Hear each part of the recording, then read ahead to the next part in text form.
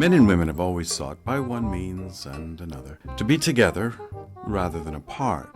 At first, they were together by the simple expedient of being unicellular, and there was no conflict. Later, the cells separated or began living apart, for reasons which are not clear even today, although there is considerable talk. Almost immediately, the two halves of the original cell began experiencing a desire to unite again, usually with a half of some other cell. This urge has survived down to our time. Its commonest manifestations are marriage, divorce, neurosis, and, a little less frequently, gunfire. When society decided it would have to set up laws to govern these polymorphous manifestations of a once simple urge, which had got out of hand, it did so without a very clear notion of sex as we know it today. It did not realize that direction of the love urge by outside forces of law and order must be subversive of the complete flowering of the individual. And is there anything in life more wonderful than a completely flowered individual, man or woman? Yet, under all the weight of social regulation, the ancient desire to unite and to separate and to unite again, usually with someone else, has survived for the simple reason that it is stronger than man-made law, and because cells as now constituted are more astute than the police. They have to be.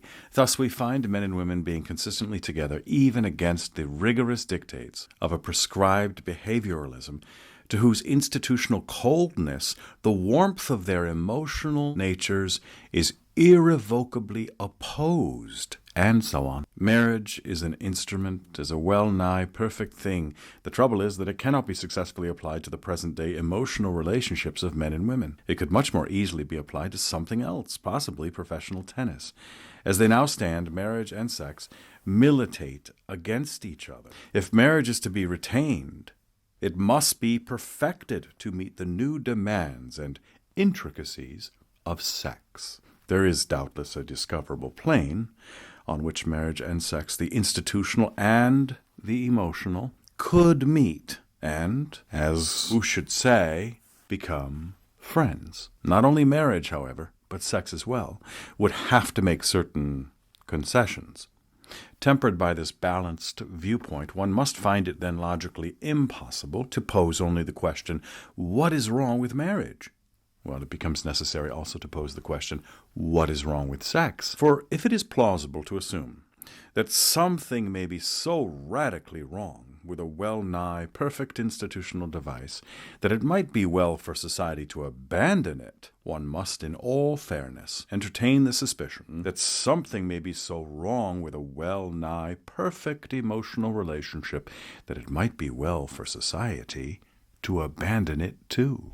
People have never been satisfied with marriage. If the contracting parties are satisfied with it, someone else isn't. How often one hears the expression, I don't know what she sees in him. As a matter of fact, however, we hear that expression less frequently today than we used to, because psychology has enabled us to know what she does see in him. There is, however, still considerable doubt as to what he sees in her. Some authorities claim that no man can see all there is to see in a woman because she's too complicated and mysterious for him.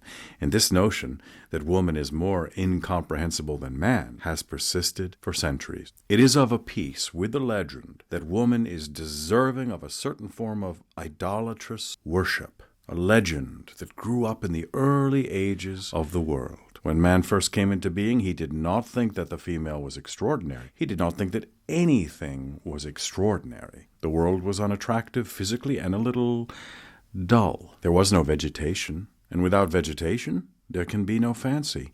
And then trees came into existence. It was trees that first made man begin to brood. In pondering their leafy intricacies, he got his first crude concept of beauty.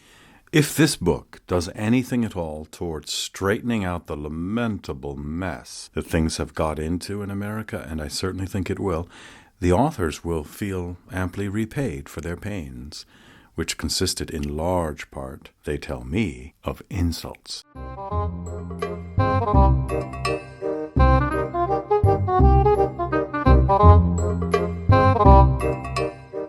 The Nature of the American Male, a study of pedestalism. In no other civilized nation are the biological aspects of love so distorted and transcended by emphasis upon its sacredness as they are in the United States of America. In China, it's all biology. In France, it's a mixture of biology and humor. In America, it's half or two-thirds psyche. The Frenchman, by and large, is to get the woman interested in him as a male.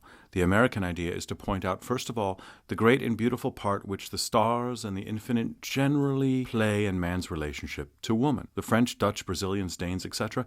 can proceed in their amours on a basis entirely divorced from the psyche. The Chinese give it no thought at all, and never have given it any thought. The American would be lost without the psyche. Lost and a little scared. As a result of all this, there is more confusion about love in America than in all the other countries put together. As soon as one gets the psychical mixed up with the physical, a thing which is likely to happen quite easily in a composing room, but which should not happen anywhere else at all, one is almost certain to get appetite mixed up with worship. And this is a whole lot like trying to play golf with a basketball, and is bound to lead to maladjustments. The phenomenon of the American male's worship of the female, which is not so pronounced now as it was, but is still pretty pronounced, is of a fairly recent origin. It developed, in fact, or reached its apex anyway, in the early years of the present century.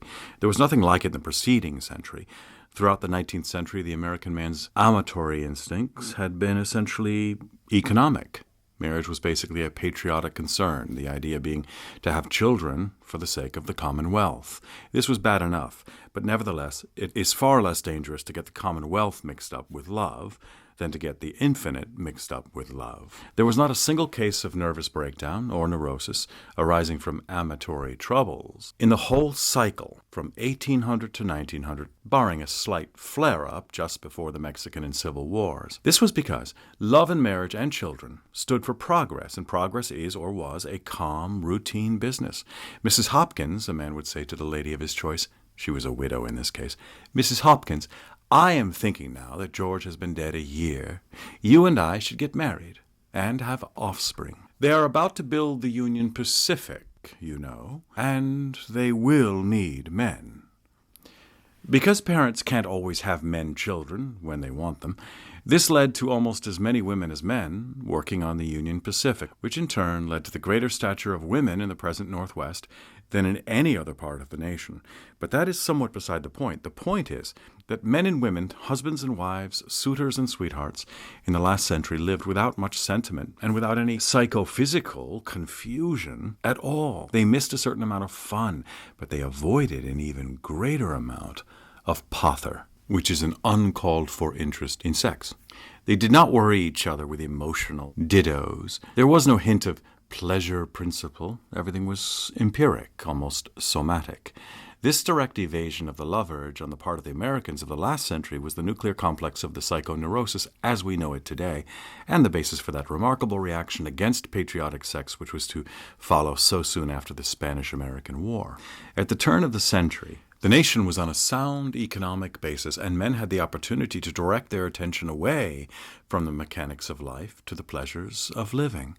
No race can leap lightly, however, from an economic value to an emotional value. There must be a long period of Übertragung, long and tedious. Men were not aware of this 30 years ago because the science of psychology was not far advanced, but nature came to their aid by supplying a temporary substitute for an emotional sex life to tide them over during the period of the Übertragung. And this substitute took the form of games.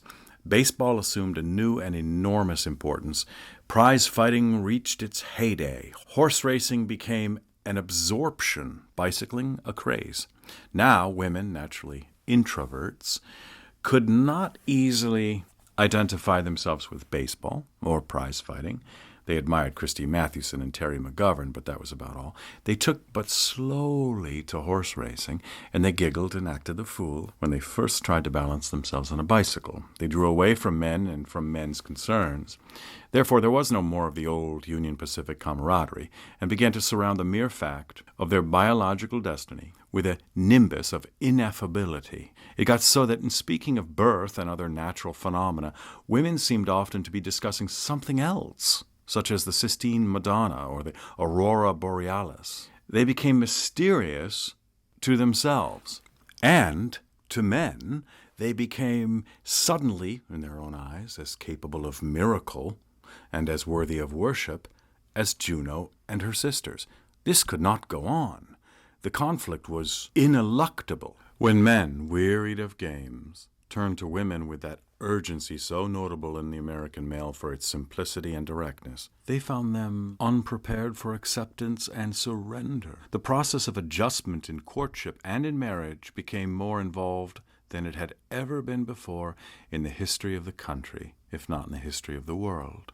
The new outdoors type of the American man, with all his strength and impetuosity, was not easily to be put off. But the female, equipped with a defense far superior in polymorphous ingenuities to the rather simple attack of the male, was prepared. She developed and perfected the diversion subterfuge. Its purpose was to put man in his place. Its first manifestation was fudge-making. The effectiveness of fudge-making in fending off the male and impressing him with the female's divine unapproachability cannot be overestimated. Neither can its potentiality as a nuclear complex. The flitting from table to stove, the constant necessity of stirring the boiling confection, the running out of doors to see if the candy had cooled and hardened, served to abort any objective demonstrations at all on the part of the male. He met the situation with a strong, masculine protest. He began to bring a box of candy with him when he called, so that there would not be any more fudge-making. These years constituted the great Lowndes era in this country, brought back to where she had started, face to face with the male's simple desire to sit down and hold her. The female, still intent upon avoidance of the tactual, retaliated by suggesting indoor pastimes, one of the greatest of all delay mechanisms. All manner of parlor games came into being at this period, notably charades, which called for the presence of other persons in the room. Numerical protection. The American male's repugnance to charades, which is equaled perhaps by his repugnance to nothing else at all, goes back to those years. The masculine protest, in this case, was a counter-suggestion of some games of his own, in which there was a greater possibility of personal contact. His first suggestions were quite primitive, such as that it would be fun to count up to 100 by kissing. The female's response was the famous one of osculatory justification. There must be, she decreed, more elaborate reasons for kissing than a mere exhibition of purposeless arithmetical virtuosity. Thus, post office and pillow were finally devised as a sort of compromise. Neither was satisfactory to either sex. The situation became considerably strained, and relationships finally trailed off into the even less satisfactory expedient of going for long rides on a tandem bicycle, which has had its serious effects upon the nature of the American man. He liked, for one thing, to do tricks on a bicycle. The contraption was new to him, and he wanted to do tricks on it. One trick that he liked, especially, was riding backwards. But there wasn't one woman in 10,000 riding frontwards on the rear seat of a tandem wheel who would permit her consort to ride backwards on the front seat. The result of all this was not adjustment, but irritability. Man became frustrated. Frustration wrought its inevitable results.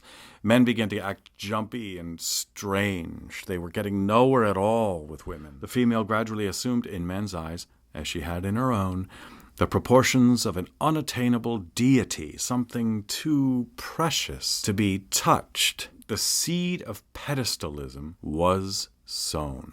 The male, in a sort of divine discontent, began to draw apart by himself. This produced that separation of the physical and the physic, which causes the adult to remain in a state of suspended love, as he were holding a bowl of goldfish and had nowhere to put it. This condition nowadays would lead directly to a neurosis, but in those days men were unable to develop a neurosis because they didn't know how. Men withdrew, therefore, quietly and morosely to their dens. It was the epoch of the den in America. Some marvelous ones sprang into being. Their contents were curiously significant. Deprived of possessing the female, the male worked off his possessive complex by collecting all manner of bibelots and bric-a-brac. The average den contained a paperweight from Lookout Mountain, a jagged shell from Chickamauga, a piece of wood from the Maine, pictures of baseball players with beards, pictures of bicycle champions, a yellowing full-page photograph of Admiral Schley, a letter opener from Niagara Falls, a lithograph of Bob Fitzsimmons, a musket badge from the GAR Parade, a red tumbler from the State Fair, a photograph of Julia Marlowe, a monk's head match holder, a shark's tooth, a starfish, a snapshot of the owner's father's bowling team, colored pictures of Natural Bridge and Balanced Rock, a leather table runner with an Indian chief on it, and the spangled jacket of a masquerade costume softly shedding its sequins. The den was the beginning of male sublimation in this country, but the fruits of that sublimation were slow in ripening. At the start, in fact, they were in a state of absolute suspension. Man began to preoccupy himself with anything, no matter how trivial, which might help him to forget, as the lay expression has it.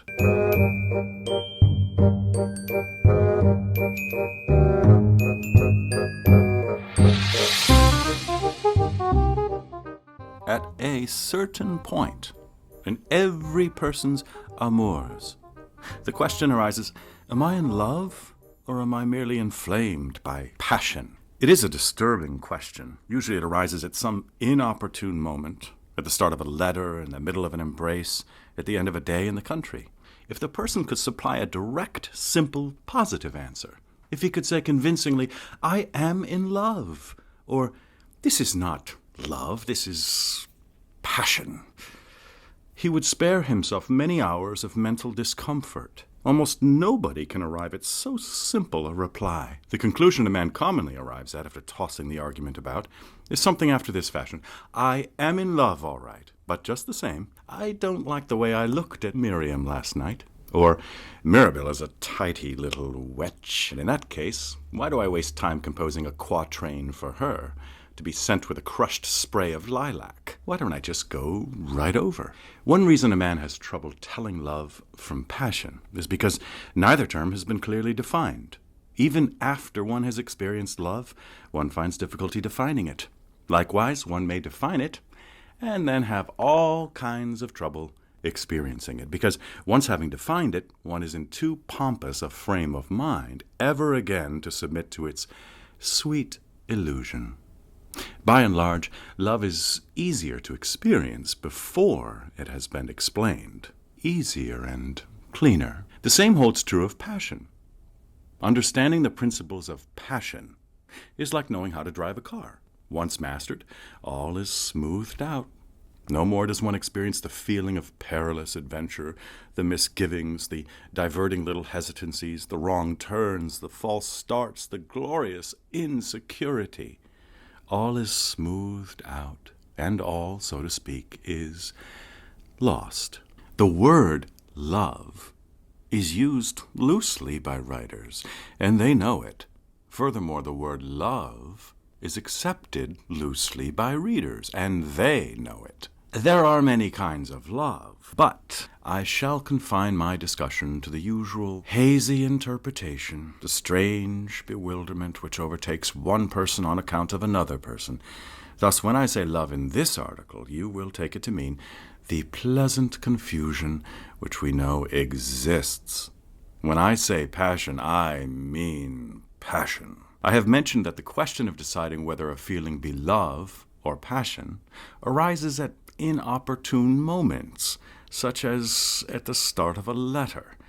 Let us say you have sat down to write a letter to your lady. There has been a normal amount of preparation for the ordeal, such as clearing a space on the desk, in doing which you have become momentarily interested in a little article in last month's Scribner's called Plumbing the Savage, and have stood for a minute reading the first page and deciding to let it go, and the normal amount of false alarms, such as sitting down and discovering that you have no cigarettes. Note, if you think you can write the letter without cigarettes, it is not love.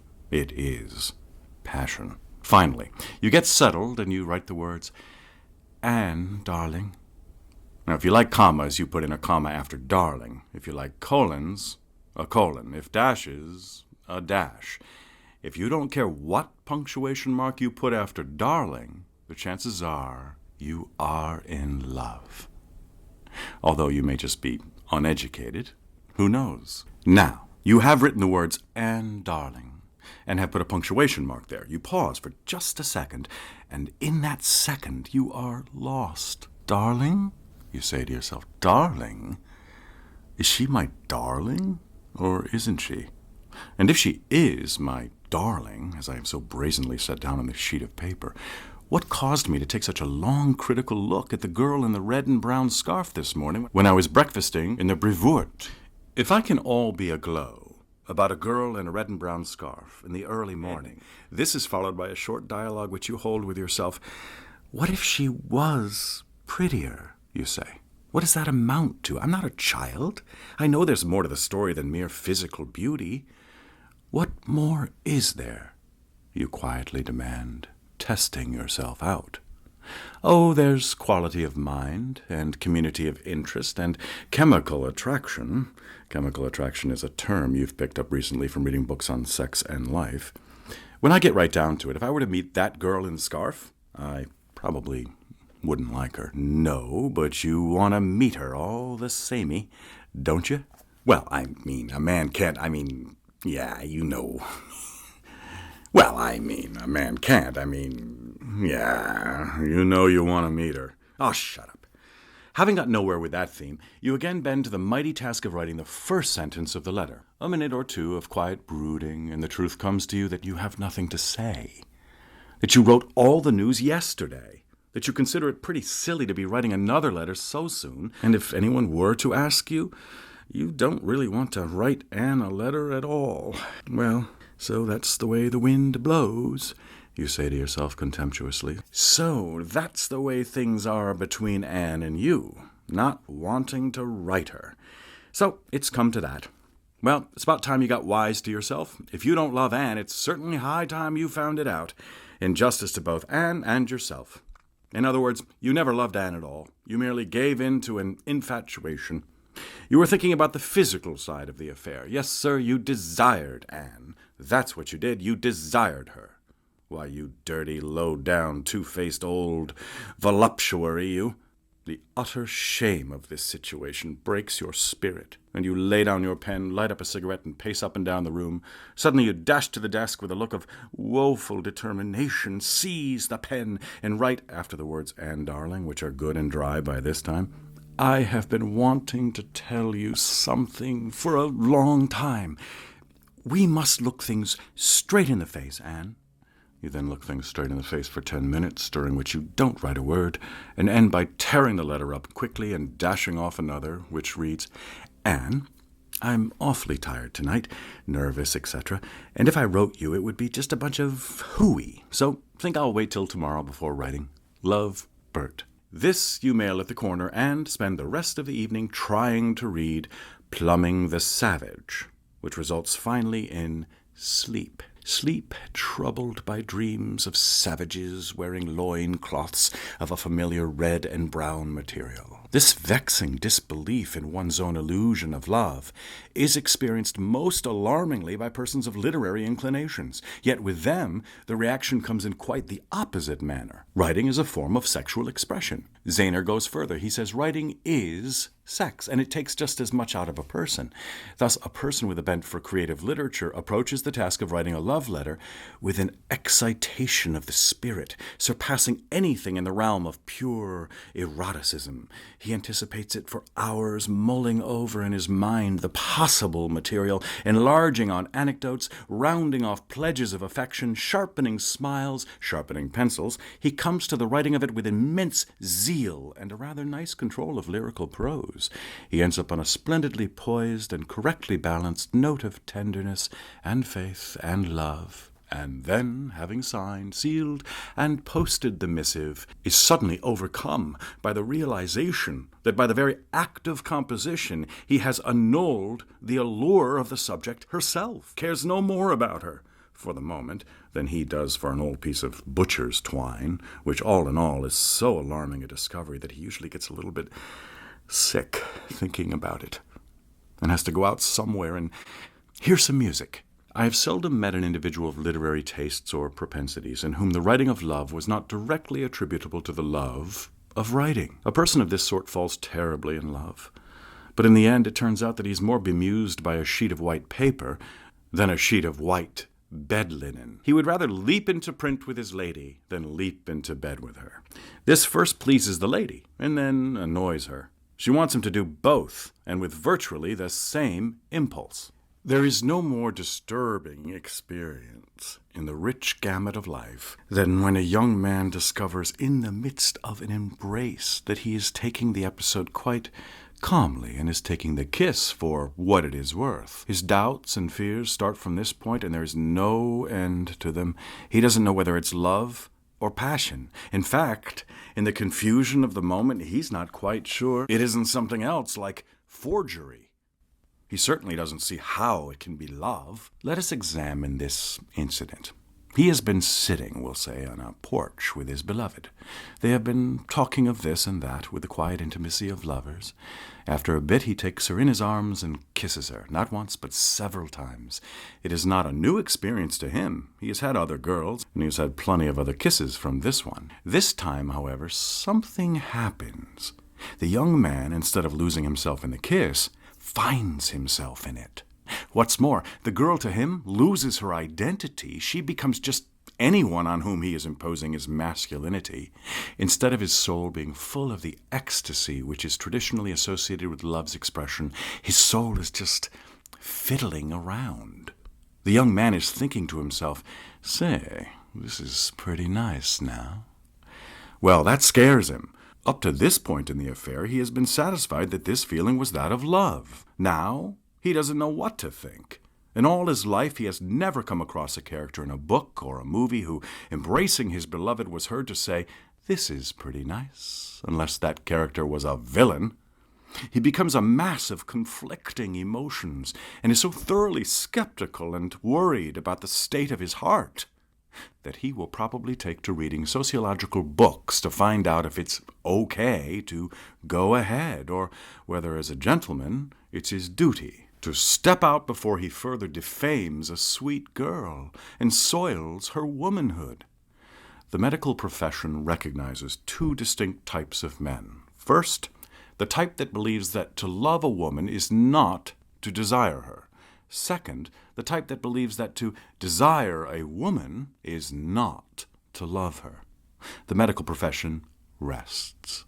This young man whom I've just mentioned, the rogue who found himself having a good time in the midst of a kiss, now takes seriously to books. Matters go from bad to worse. Hoping to find in sexology some explanation for his conduct, which would indicate that, if not decent, it at least was not without precedent, he searches relentlessly until he comes upon a chapter on the theory of the libido. Note, it makes any young man a little mad to discover that he has a pleasure principle, but there it is, just the same. On page 464, he finds this paragraph. The ideal healthy outcome is to find the child in whom the process of repression has been accomplished with no fixations of interest at lower stages of adaptation, in whom the Oedipus complex has passed into a normal phase of the castration complex inhibition, and in whom a free movable libido is developing sublimation in active interests free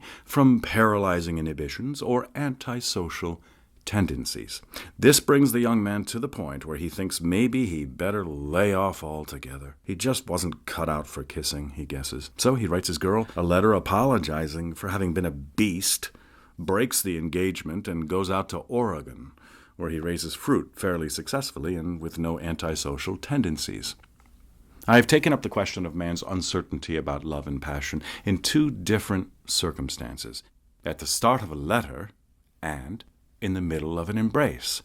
It was originally my intention also to show how this uncertainty overcomes one at the end of a day in the country, when a man is so tired that he not only can't distinguish love from passion, but has all he can do to distinguish one station on the New Haven Railroad from another, and often gets out at 125th Street by mistake. I say this was my intention, but thus far I have been so unsuccessful in explaining the difference between love and passion that to go on would be to lay myself open to criticism. The fact of the matter is, it's very difficult to tell love from passion. My advice to anyone who doesn't feel sure of the difference between them is either to give them both up or quit trying to split hairs.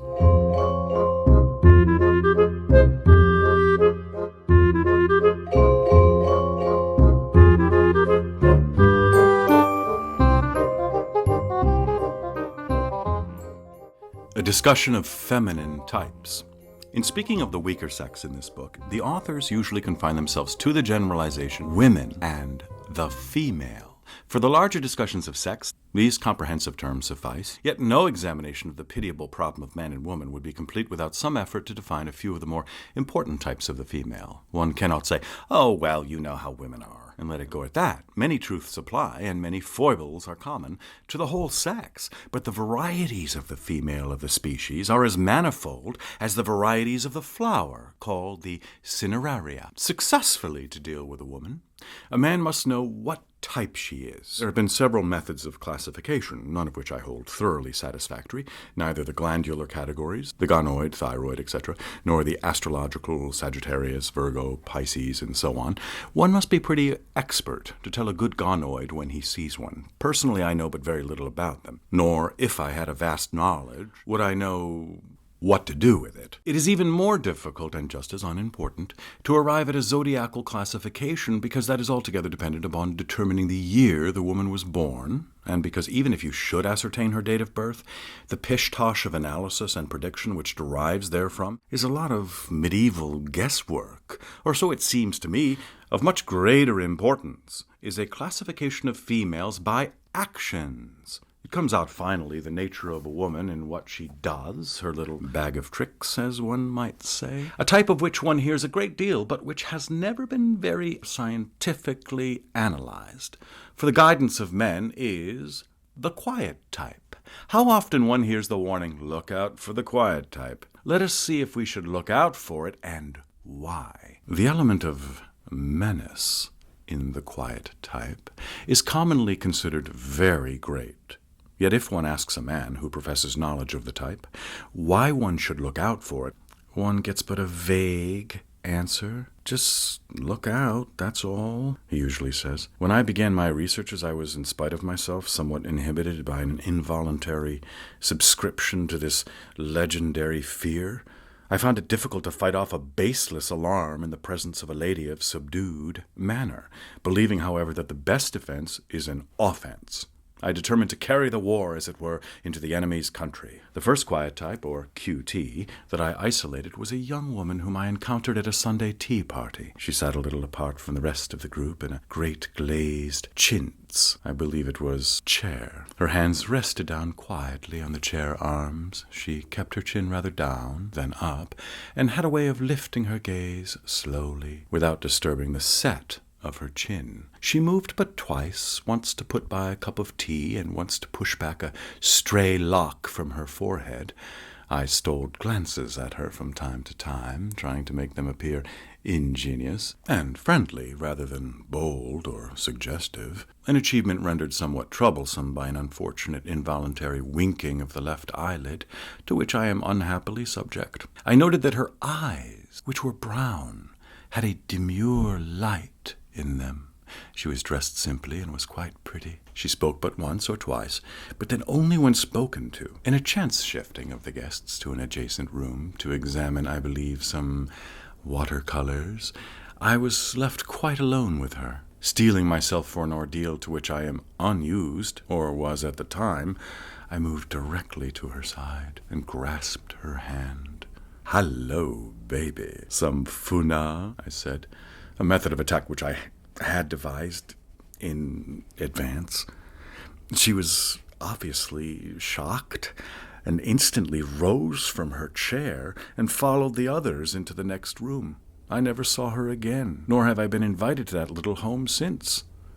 Now for some conclusions. Patently, this particular quiet type, or QT, probably due to an individual variation, was not immediately dangerous in the sense that she would seize an opportunity, such as I offered her, to break up the home of, or at least commit some indiscretion with, a man who is obviously, I believe I may say, a dependable family man with the average offhand attractions. Dr. White has criticized my methodology in this particular case, a criticism which I may say now, in all good humor, since the danger is past, once threatened to interpose insuperable obstacles of a temperamental nature in the way of this collaboration. It was his feeling that I might just as well have removed one of the type's shoes as approach her the way I did. I cannot hold with him there. Neither, I am gratified to say, can Zaner. But in fairness to White, it is only just to add that Titheridge can. However, the next QT that I encountered, the buttonhole twister type, is much easier to come at. A girl of this persuasion works quite openly. She has the curious habit of insinuating a finger, usually the little finger of the right hand, well, unless she be left-handed, into the lapel buttonhole of a gentleman and twisting it. Usually she picks out a man who is taller than herself, and usually she gets him quite publicly in parks, on street corners, and the like. Often while twisting, she will place the toe of her right shoe on the ground with the heel elevated, and will swing the heel slowly through an arc of about 30 or 35 degrees, back and forth. This manifestation is generally accompanied by a wistful, far-away look on the woman's face, and she but rarely gazes straight at the man. She invariably goes in for negative statements during the course of her small writhings, such as, "It is not. I am not. I don't believe you do," and the like. Now, this type is demonstrative in her affections and never lies in wait with any subtlety.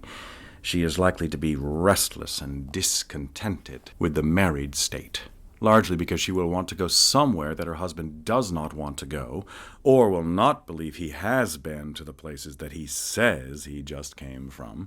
It is well to avoid this type. A charming but altogether dangerous type is the "don't, dear" type. By assuming a middle-of-the-road, this way and that way attitude toward a gentleman's advances, she will at once allure and repulse him. The man will thus be twice allured. He calls on her, and they sit in the porch swing, let us say. When he slips his arm around her, she will say in a low tone, "Don't, dear." No matter what he does, she will say, "Don't, dear." This type is a homemaker. Unless the man wants a home made for him within a very short time, it's better for him to observe the "don't" rather than the "dear" and depart. The type is common in the Middle West, particularly in university towns, or was some few years ago at any rate. Any effort to classify modern university types would be difficult and confusing. They change from year to year and vary with the region. I am told that one type has actually been known to get the man of her choice down and sit, as it were, side saddle of him. I would not give even this brief mention in passing to college types of the female, were they not important because they so frequently divert a man from his career and tie him down before he has a chance to begin working, or even to say anything. The rest of the types of American women, such as the outdoors, the clinging vine, and so on, are too generally known to need any special comment here. If a man does not know one when he sees it, or cannot tell one from another, or of these more common types, there is little that can be done for him. No man should contemplate marriage or even mingle with women unless he has a certain measure of intuition about these more obvious types. For example, if a man could not tell instantly that a woman was the sort that would keep him playing tennis or riding horseback all afternoon, and then expect him to ride back and forth all night on the ferry, no amount of description of the outdoors type would be of any avail. There is, however, one phenomenal modern type, a product of these strange post-war years, which will bear a brief analysis. This is the type represented by the girl who gets right down to a discussion of sex on the occasion of her first meeting with a man, but then goes on to betray a great deal of alarm and aversion to the married state. This is the "I can't go through with it" type. Many American virgins fall within this classification. Likewise, it contains women who have had some strange and bitter experience about which they do a great deal of hinting, but which they never clearly explain. if involved with or even merely presented to a woman of this type. No man in his right mind will do anything except reach for his hat. Science does not know what is the matter with these women, or whether anything is the matter. A lot of reasons have been advanced for girls acting in this incredible, dismayed manner. 11 reasons in all, I believe, but no one really knows very much about it. It may be their mother's teaching. It may have been some early childhood experience, such as being caught under a gate, or suffering a severe jolting up by being let fall when a boy jumped off the other end of a teeter-totter. Or it may simply be a whim. We do not know. One thing is sure. They are never the quiet type. They talk your arm off.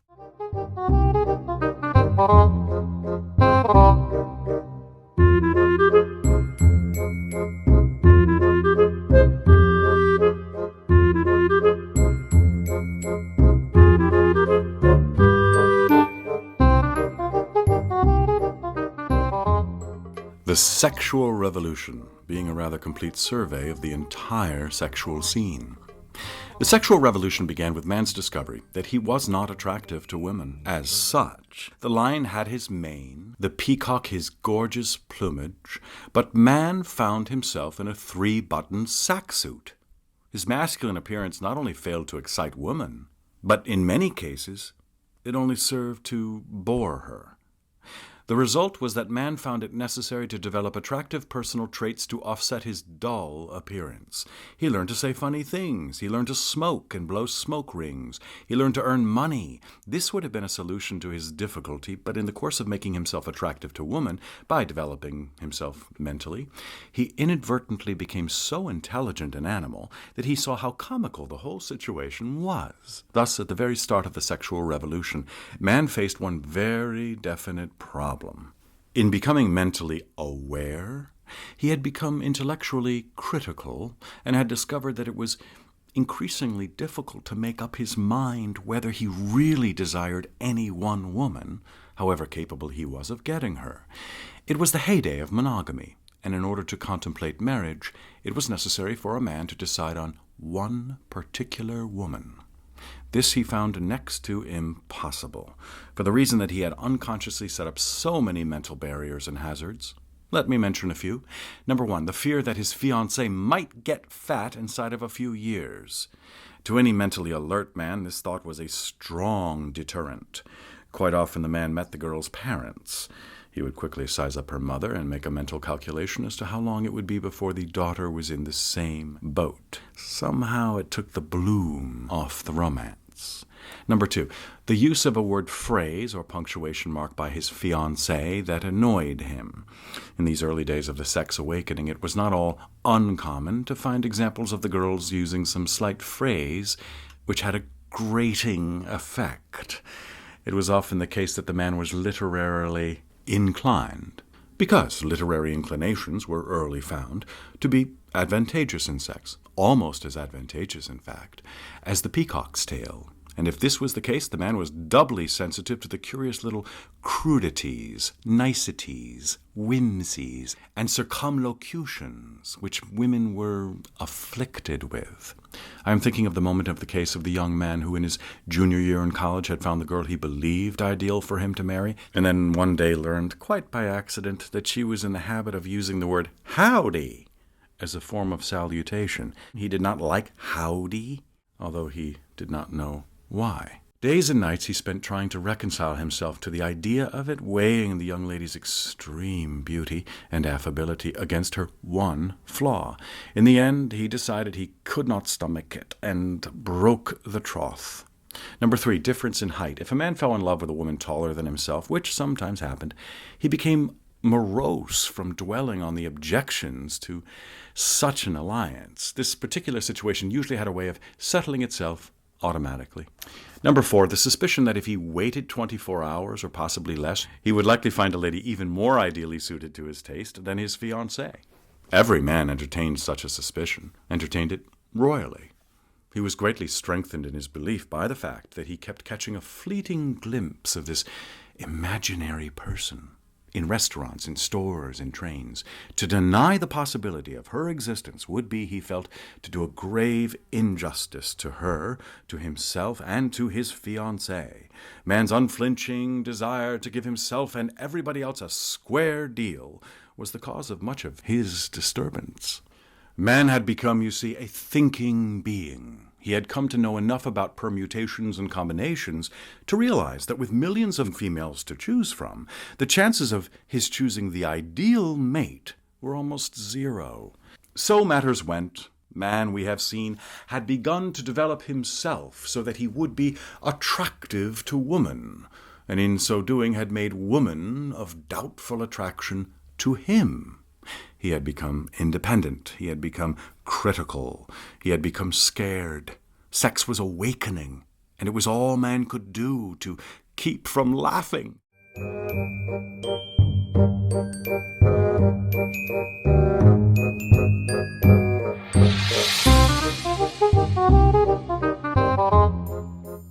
What should children tell parents? So many children have come to me and said, "What shall I tell my parents about sex?" My answer is always the same. Tell them the truth. If the subject is approached in a tactful way, it should be no more embarrassing to teach a parent about sex than to teach him about personal pronouns, and it should be less discouraging. In discussing sex enlightenment for parents, first of all, definitions are needed. What do we mean by parents? Do we mean all adults who have had children? Do we mean adults who have had children they knew not why? Or do we mean married people who have given birth to one or more offspring, but have never gone into the matter very thoroughly? By parents, we mean all adult persons permeated with a strong sense of indecency. I have talked with hundreds of children about the problem of educating their parents along sex lines. So many of them have told me that they honestly tried to give their elders the benefit of their rich experience in life, but that the parents usually grew flushed and red and would reply, "Nice people don't talk about such things." It is true that a great gap exists between the generations. The fact that children are embarrassed to have their parents along when they are attending certain movies or plays is indicative of how hard it is to overcome the old fear of allowing one's elders to learn anything. A child never knows at what point in a play his uninformed old father will start to giggle. It is hard for children to break through and really come in touch with their elders. Nice people don't talk about such things is the defense which old people put up against life itself when they feel it crowding in all around their heads. Parents hesitate to discuss things calmly and intelligently with their children for two reasons. First, they have had a kind of dread of learning something they don't want to know. And second, they feel that if they must learn anything at all, they would like to be spared the humiliation of learning it from their offspring. Actually, middle age is marked by a great curiosity about life. There is a feeling that life is slipping away quickly, and that it would be terrible to have the end come before everything in life has been revealed. The beauty of life, always apparent, implies a mystery which is disturbing right up to the bitter end. The spectacle of old men wistfully attending sex lectures, as they frequently do, suggests that the strong suspicion exists in them that somewhere they will hear the magic word by which human affairs will become clarified. Somewhere they will glimpse the ultimate ecstasy. Children who allow their fathers and mothers to whom they owe their very existence to go on wondering about sex are derelicts to duty. If young folks lack the tact or intelligence requisite to enlightening their parents, the task should be entrusted to someone else, yet it is hard to say to whom. A child should think twice before sending his father around to public school to secure sex information from his teacher. Women teachers, to borrow a phrase, are apt to be emotionally illiterate. Many teachers have had no sex life and are just waiting for somebody like your father to show up. One's father and mother are never too old to be told facts. Indeed, it is most unkind to keep them in ignorance and allow them to nourish the doubts and horrors of their imagination. The majority of parents pick up their knowledge of the facts of life from smoking car conversations, bridge club teas, and after-dinner speakers. They receive it from their vicious adult companions. who are only slightly less ignorant than they are, and who give them a hopelessly garbled version. They pick it up, too, from the gutter.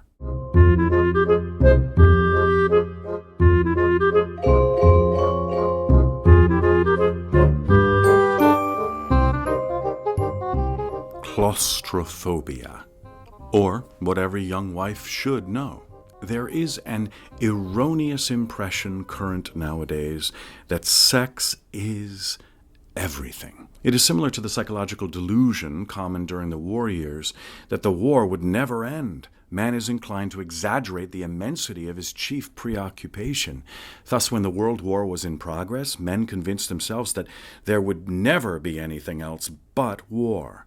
Then the war ended, and man was left, as it were, stranded. Used to a tremendous preoccupation, he had to have another. He turned to sex, out of sheer momentum, and overestimated its importance as he had magnified the immensity of war. Sex is by no means everything. It varies, as a matter of fact, from only as high as 78% of everything to as low as 3.10%. The norm in a sane, healthy person should be between 18 and 24%. In these hectic days, however, it is not unusual to hear even intelligent persons say, or simply, that sex is everything. This, of course, leads to the mistaken idea that a couple who are, so to speak, emotionally compatible are going to be compatible in every other way. Take care of sex and the details will look after themselves, is the rule. In a manner of speaking, nothing could be more stupid. A man and woman may be very, very happy emotionally and not get anywhere at all.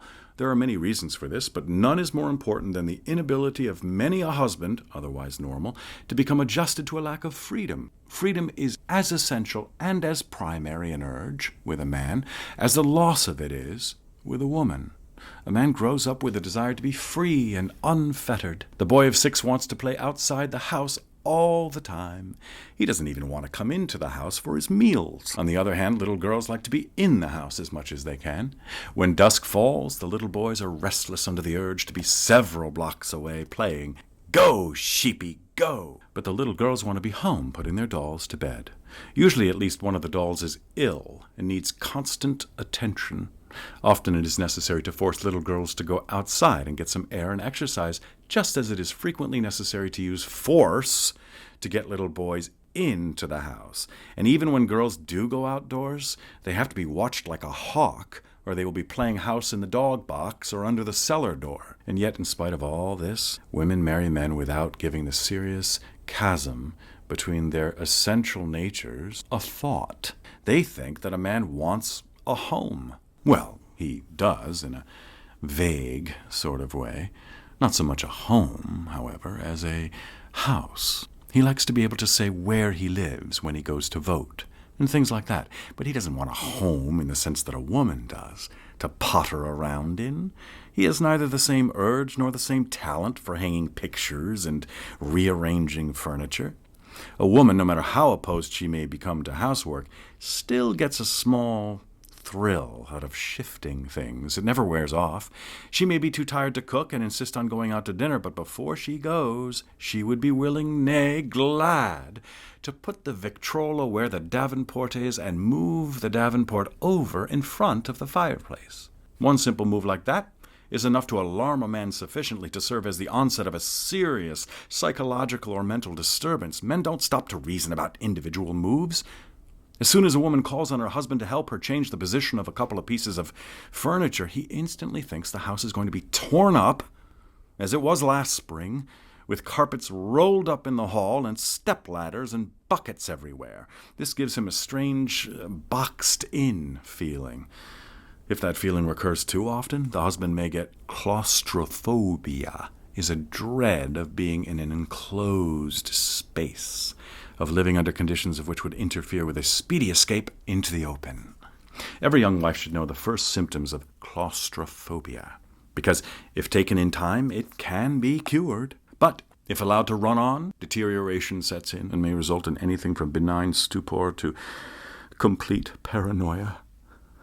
Once a husband gets into the outer rim of the paranoid and paranoic psychosis, he may easily run through all of them and in the end simply be no good at all. The first symptoms are usually innocuous enough and may consist of nothing more than a mere amplification of personality without signs of conflict. Now, there are various simple ways to avoid this sad state of affairs. Of course, where a husband and wife have plenty of money to begin with and servants take care of all the details of household management, there is very little danger of claustrophobia. There is always danger, even with money and servants, of dual personality, melancholia, and automatic writing, but not of claustrophobia. In wealthy marriages, which are usually made for either financial or social reasons, the husband and wife see little, if anything, of each other, and the husband need have no fear of being boxed in at all. He's free to come and go at any time, but I am dealing with a typical American marriage in which the wife runs her own home, builds it up around her husband, either because she has to or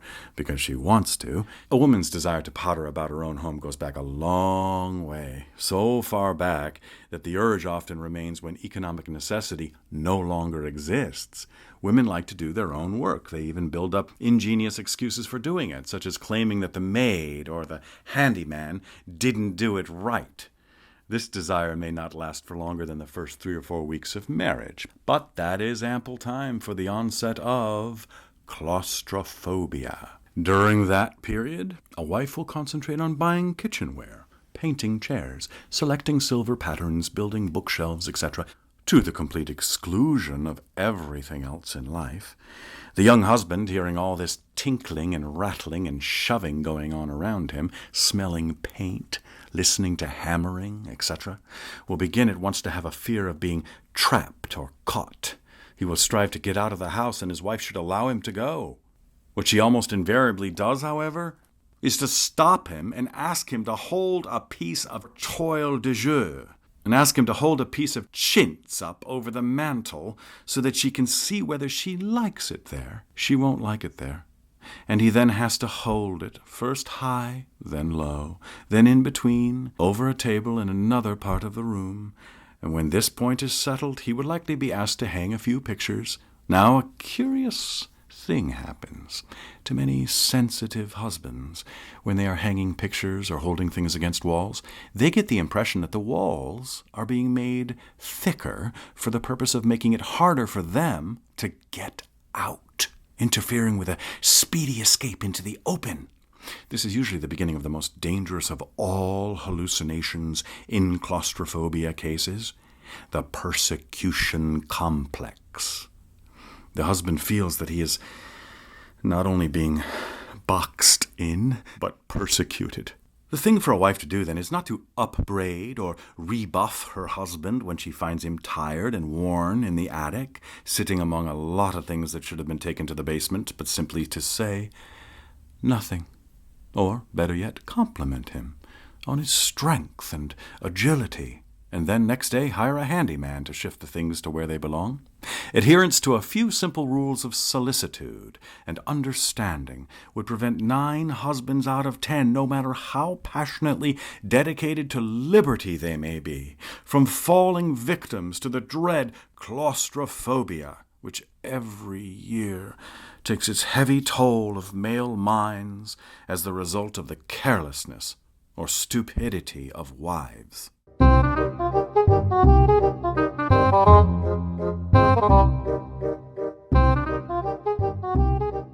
Frigidity in men. I hesitate to approach the subject of male unresponsiveness. Frigidity in men is a theme sociologists have avoided. Frigidity in women, on the other hand, forms a vast chapter in the sex research of today. The part it plays in marital discord is known to students of sociology, as well as to the lay reader, although probably less well. It has occupied the attention of many noted writers and has taken the lives of such men as Zaner and Titheridge, who carried some of their expectations too far. Any discussion of frigidity in men calls for an unusual degree of frankness on the part of the writer, since it entails such factors as the recessive knee, Fuller's retort and the declination of the kiss. Further, before attacking this subject, it will be necessary to re-evaluate some of the more fundamental hypotheses of man's erotic nature and what a nuisance that is going to be. Let us go back a little way. There are two fundamental urges in nature, the desire to eat and the desire to reproduce one's kind. Which of these two impulses is the stronger depends somewhat on the individual and somewhat on the circumstances surrounding the individual. That is, it is apt to vary with the quality of the food and of the woman. There are, Zaner shows, men who would rather eat than reproduce, and there are isolated cases of men who would rather reproduce than eat. But it is the less simple types that provide the important case histories for the student of masculine frigidity. And no broad conclusions can be drawn about the relative merits of eating and reproducing without a consideration of the contributing factors. The recessive knee. The first symptom of frigidity in men is what I call the recessive knee. To the study of this phenomenon I have given some of my best years. My laboratory has been the laboratory of life itself. Probably I would never have discovered the recessive knee had I not noticed it, some 10 years ago in myself. Questioning my colleagues, I found to my amazement that they too had similar experiences, which they were unable to account for, and this led me to continue my investigations. Since then I have gone into taxicabs, terminal lunchrooms, boat liveries, and all other places where it is possible or usual for a girl to let her knee rest lightly against that of her companion, have gained the confidence of the young men and women whom I was watching, and have accumulated a mass of data showing that frigidity in men, instead of being almost a non-existent characteristic, is one of the commonest attributes of our national sexual life, inasmuch as the juxtaposing of the knee by the female, which causes the recessive or pulled-away knee in the male, usually occurs fairly soon after dinner. My experiments and observations have had to be made largely in the evening. It has been my custom to sleep late mornings to make up for this. The knee phenomenon is this. Occasions arise sometimes when a girl presses her knee, ever so gently, against the knee of the young man she is out with. The juxtaposing of the knee is brought about by any of 1,000 causes. Often the topic of conversation is something to do with the young people talking along pleasantly will suddenly experience a sensation of compatibility, or of friendliness, or of pity, or of community of interests. One of them will make a remark singularly agreeable to the other person, a chance word or phrase that seems to establish a bond between them. Such a remark can cause the knee of the girl to be placed against the knee of the young man, or if the two people are in a cab, the turning of a sharp corner will do it. In canoes, the wash from a larger vessel will bring it about. In restaurants and dining rooms, it often takes place under the table, as though by accident, on divans, sofas, couches, davenports, and the like. The slight twist of the young lady's body incident to receiving a light for her cigarette will cause it. I could go on indefinitely, but there is no need. It is not a hard push, you understand, rather the merest touch of knee to knee, light as the brush of a falling blossom against one's cheek, and just as lovely. Now, a normal male in whom there are no traces of frigidity will allow his knee to retain its original position, sometimes even exerting a very slight counter-pressure. A frigid male, however, will move his knee away at the first suggestion of contact, denying himself the electric stimulus of love's first stirring. Why? That is what my research was conducted to discover. I found that in 93% of all cases, the male was suspicious. In 4% he was ignorant, and in 3% he was tired. I have presented these figures to the American Medical Association and am waiting a reply. It is the female's subtlety in her laying on of the knee that annoys the male, I found. His recession is for the purpose of reassuring himself of his own integrity. If the female were to juxtapose in a forthright manner, if she were to preface her gesture with a remark, "I am thinking of letting my knee touch yours for the fun of it, Mortimer," she might gain an entirely different response from the male. Many men with recessive knees have confided to me that they felt incapable of answering the pressure because of the effect it might have on their minds, with the accompanying loss of self-respect. I have established the fact that no physical detriment is incurred by answered pressure. The only harmful effects are psychological. Some males admitted to an unwillingness to give any woman the satisfaction of believing that she was able to take her companion unaware. Still others told me that they feared the consequences of such an act. They were afraid that if ever they let down the bars and failed to turn away from knee pressure, they would likewise be unable to resist other juxtapositions in life and would continually be responding amiably to other amusing stimuli. The declination of the kiss. Many men have told me that they would not object to sex were it not for its contactual aspect. That is, they said they would be perfectly willing to express their eroticism if it could be done at a reasonable distance, say 50 paces. These men, the frigid plus type, found kissing intolerable. When they had an opportunity to kiss a young lady, they declined. They made it plain that they would be willing to blow a kiss across the room from their hand, but not execute it with their lips. I analyzed scores of these cases, questioning both the women and the men. The women were mad as hornets. I found that a small number of the kiss-declining men were suffering from a pathology of the eyes, either astigmatism or farsightedness, so that when they got really close to a girl, she blurred on them. The vast majority of cases, however, were quite different. Their unwillingness I traced to a much subtler feeling than eye strain. Your true anti-contactual or kiss decliner is a very subtle individual indeed. In effect, his is a throwback to another period in history, specifically to the Middle Ages. He is a biological sport. This is very confusing, calling him a sport, because the ordinary sport is not a kiss decliner at all. Anything but. Please keep in mind, then, that when I use the term sport, I want the strict biological interpretation put upon the word. I want it, and I intend to get it. If there are any of you who think you are going to find the use of the word sport in this connection so confusing as to make the rest of the chapter unintelligible, I wish you would drop out. Get something else to read, or, better yet, get some exercise. No one can quite comprehend the motives and the successes of a kiss decliner who does not recall his counterpart in medieval history. In the Middle Ages, when men were lusty and full of red meat, their women expected as much. A baronial fellow, finishing his meal, made no ado about kissing a middle-aged woman. He just got up from the table and kissed her. Bango, and she was kissed. Love had a simple directness which was not disturbed until the arrival in the land of the Minnesingers. It got so no baronial hall of the Middle Ages was free from these Minnesingers. They kept getting in. They would bring their harps with them, and after dinner they would twang a couple of notes and then sing a frail, delicate song to the effect that woman would be worshipped from afar rather than possessed. To a baron who had just drunk a goblet of red wine, this new concept of womanhood was screamingly funny. While he was chuckling away to himself and cutting himself another side of beef, his wife, who had listened attentively to the song, would slip out into the alley behind the castle, and there the minnesinger would join her. "Sing that one again," she would say. "Which one?" "That one about worshipping me from a little distance. I want to hear that one again." The minnesinger would oblige. Then he would illustrate the theme by not kissing the woman, but dancing off lightly down the hill, throwing his harp up into the air and catching it again as he went. "What a nice young man," the baron's wife would think, as she slowly turned and went in to bed. The kiss decliner of today is a modern minnesinger.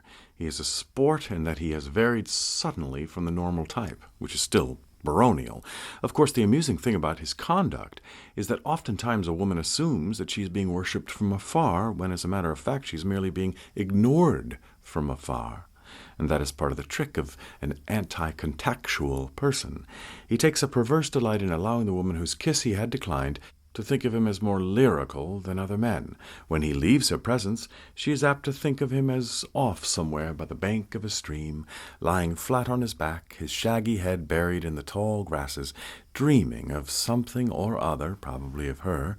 Whereas if she would take the trouble to go to the nearest Liggett's drugstore, she would probably find him there, getting a sundae. By the mere gesture of declining a kiss, a man can still make quite a lot of ground, even in these depleted days. The woman thinks, "He would not dream of embracing my body. Now that's pretty white of him." Of course, it would be wrong to ascribe motives of sheer deliberateness to the frigid male. Often he is not a bad sort, merely is a fellow who prefers an imagined kiss to the real kind. An imagined kiss is a more easily controlled, more thoroughly enjoyed, and less cluttery than an actual kiss. To kiss in dream is wholly pleasant. First, the woman is the one of your selection, not just anyone who happens to be in your arms at the moment. Second, the deed is garnished with a little sprig of glamour, which the mind, in exquisite taste, contributes. Third, the lips imaginatively are placed just so, the right hand is placed just so, the concurrent thoughts arrive just so, except for the fact that the whole episode is a little bit stuffy. It is a superior experience all round. When a kiss becomes actual, anything is likely to happen. The lips, failing of the mark, may strike lightly against the end of the lady's nose, causing the whole adventure to crack up, or the right hand may come in contact with the hard, jagged part of the shoulder blade, or worst of all, the man's thoughts may not clothe the moment with the proper splendor. He may be worrying about something. So, you see, frigidity in men has many aspects, many angles. To me, it is vastly more engrossing than frigidity in women, which is such a simple phenomenon, you wonder anybody bothers about it at all.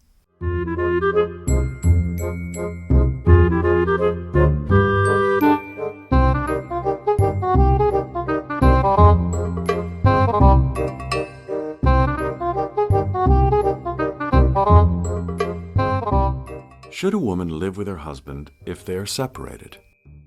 Answer: yes. There's nothing that brings two people so close together as separation. In situations of the sort, the woman's presence gradually becomes necessary on account of the condition of the man's shirts.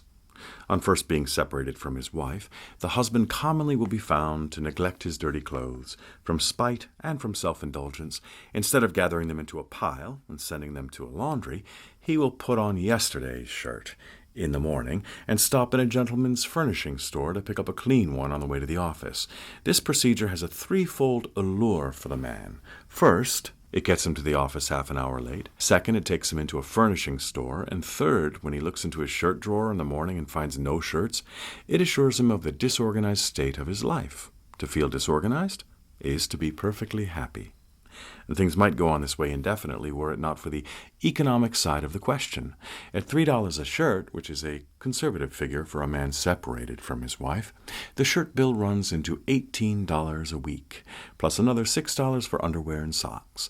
Furthermore, there is now a congested condition in the husband's office, caused by the accumulation of dirty shirts, which he has tucked into bottom drawers and filing cabinets. Now, this shows up in his work. The impracticability of two people living apart becomes apparent, too, in the matter of the old 1916 Cadillac touring car, which they own. On separating, the husband will generously give the car to his wife to use, but that doesn't alter the fact that he, and he alone, knows what you have to do when the car does that funny thing. Thus, the husband is apt any time during the day to pick up the phone and hear his wife's voice. "Dear, I'm on the Merrick Road between Belport and Patchogue, and the car is doing that funny thing again." Now, this means dropping whatever work he is doing, taking a cab to the Penn Station and a Long Island train to the scene of the breakdown. This also shows up in his work. It never could happen if husband and wife were living together, because in that case they would never be on cordial enough terms for him to let her use the car. There is another phase of separation that is perhaps more alarming than those we have mentioned, namely the possible effect the news of it might have on the health of the wife's parents, or the health of the husband's parents. I recall the case of a couple who over a period of years tried to live apart without telling the wife's mother, who had a frail heart and who liked to see young people together, not apart. Note, old ladies don't know why they like to see young people together. They can give no reason, yet just the thought of two young people separating excites them unduly, and when their heart is unreliable, is apt to carry them off. So, this young pair, out of consideration, although separated, sent community Christmas presents to the parents and wrote letters describing joint experiences, until after 2 years and 8 months of struggling along and scheming, they finally gave up the battle and decided it would be simpler to take an apartment together somewhere. Sheer fatigue united them, and they are residing to this day in North Pelham, and the wife's mother is still alive and well. Getting better every day, doctors say. So, our advice to any couple is just this: separate if you must, but by all means live together, no matter how your friends and neighbors talk.